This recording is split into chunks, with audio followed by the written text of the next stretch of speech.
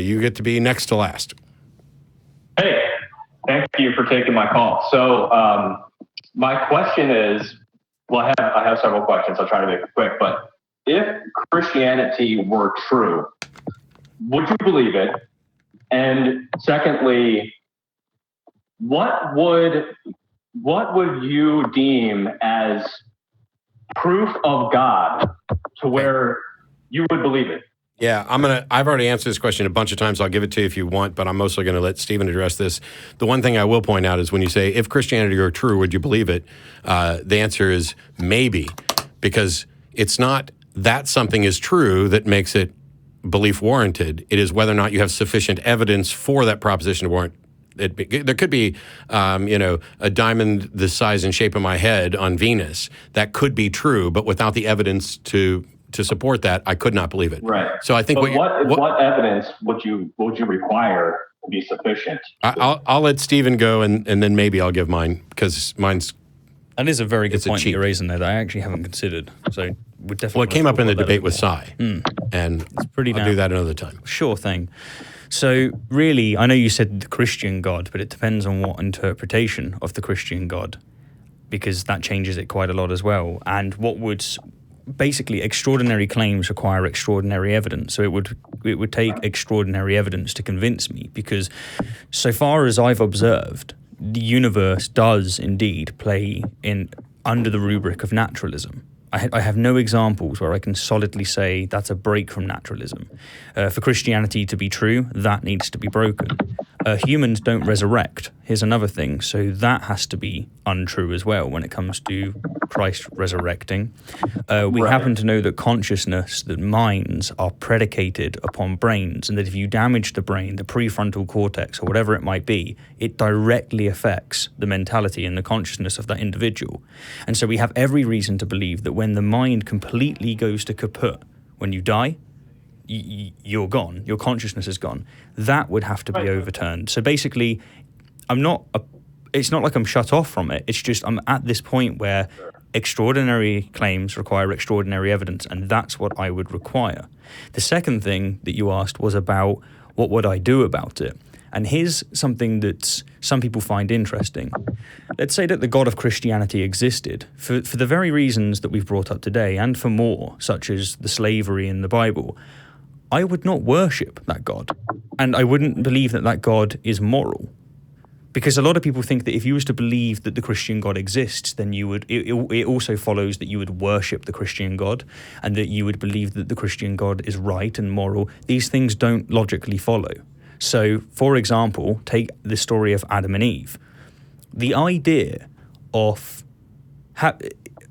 punishing someone, treating them badly, giving them hell, or whatever it might be, because one of their fathers or mothers, etc., basically their lineage, did something wrong, is a horrifically disgusting moral paradigm that people don't seem to be able to shake off. For me, that on its own is problematic. On that real quickly.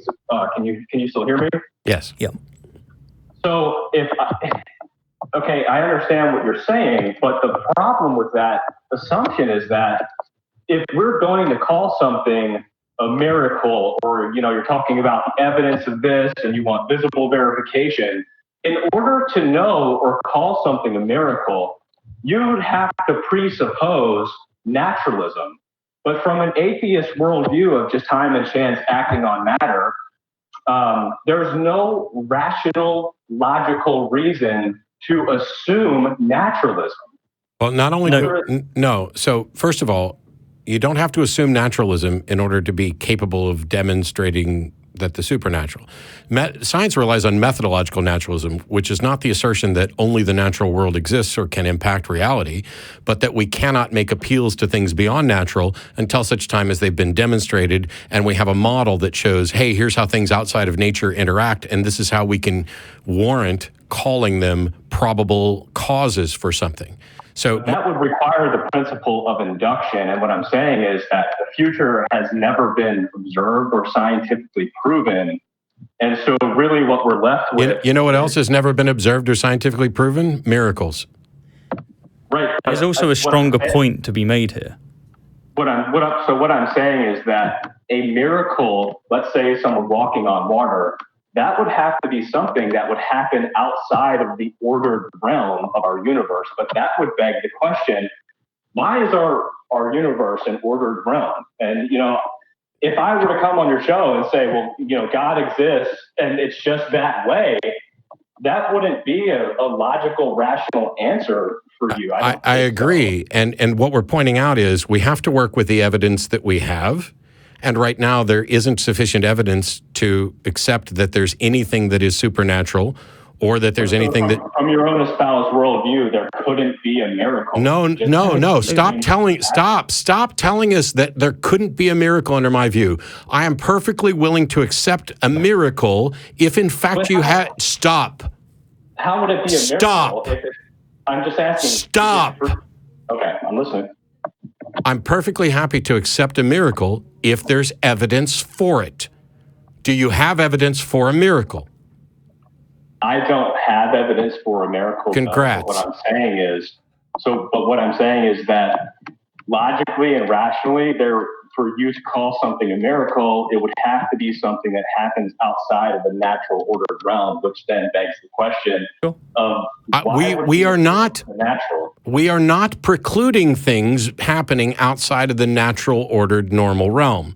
We are not saying it becomes Jesus Christ. Then. Perhaps, Bill, we can just put it this way. We are not saying these things don't happen. We are saying, do you have evidence that these things do? And you just said no. So until that changes, we're stuck.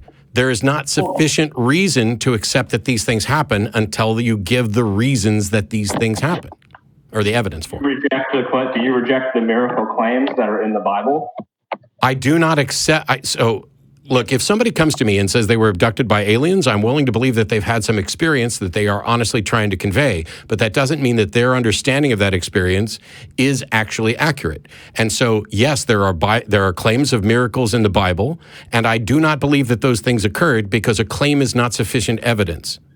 It's not the level of evidence that you would need for something extraordinary. Or you could put it this way.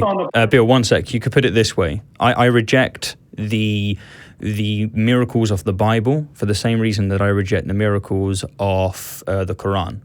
Muhammad flying to the moon, for example. Yeah, it's not the fault of science or people with sound epistemology that miracle claims don't fit into that category. And also, by the word reject, what I'm getting at is that I'm not convinced that it's true. Correct. But what I'm saying is based on the principle of induction, from that standpoint, then, from your own worldview standpoint, there couldn't be something That's not that true. It doesn't matter how many times you repeat that. It is the exact opposite of what we've both said. We are not precluding the possibility of miracles. We are observing that the universe appears to be naturalistic until such time as there's evidence for something beyond that. Just like human beings appear to not be able to fly until there's such evidence that they can. Did you get all that down when you were typing it up? So while you're typing, I'll go ahead and give you my take, because I'm not very different from Stephen on this.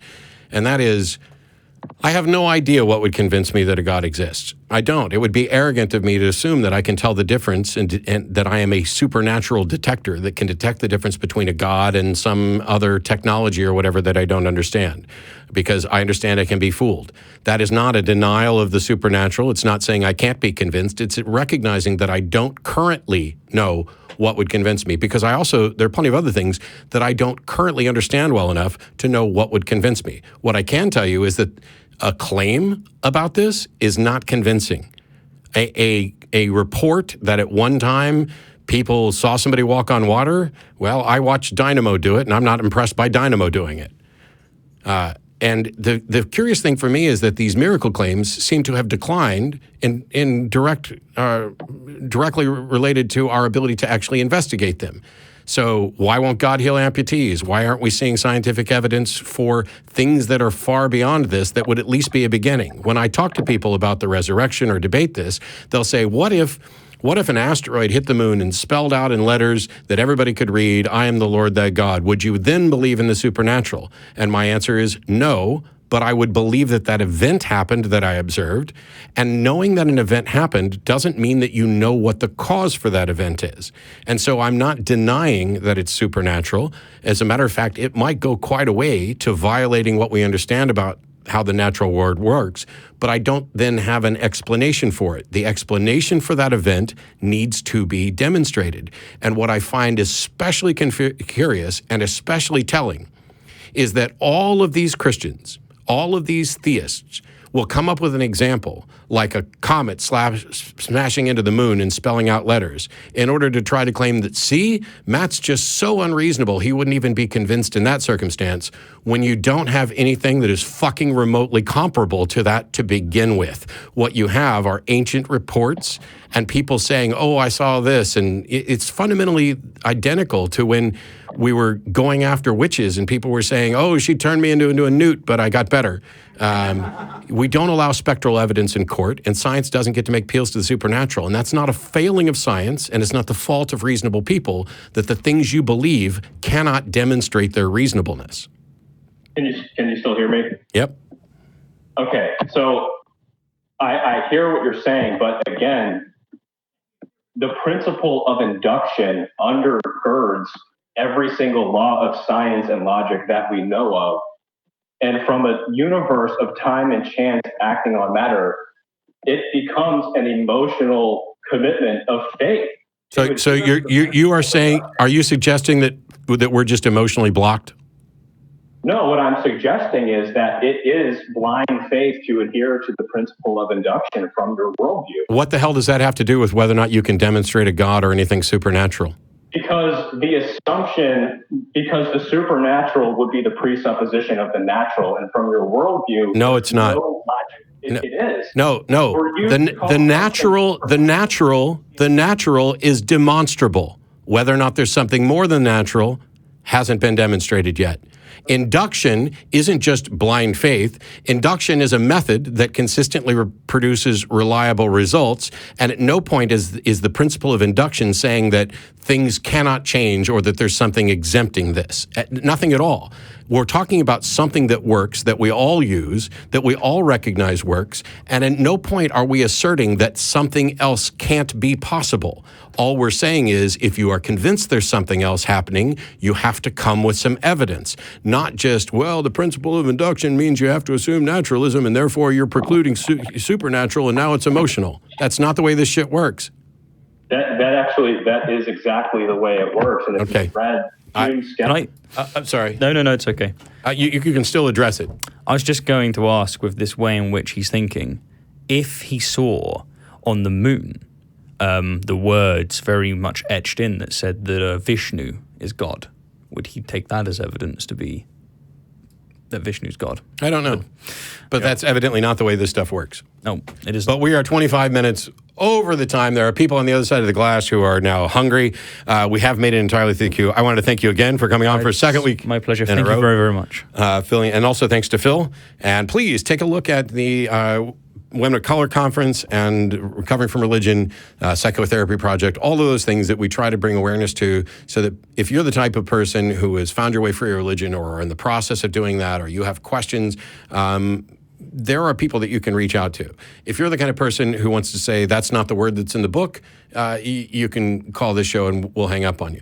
If you're the type of person who wants to call in and tell us that we are essentially emotionally blocked because of a principle of induction, when we're sitting here telling you that we are not saying these things can't or don't happen, we're just asking for evidence, and then when we ask you if you have evidence and you say no, thanks for showing we're right. There's the folks on the other side of the wall who make this show happen. Huge round of applause to all of our volunteers and all the people who showed up. Next week, Tracy will be on. You guys enjoy your week and a happy Mother's Day.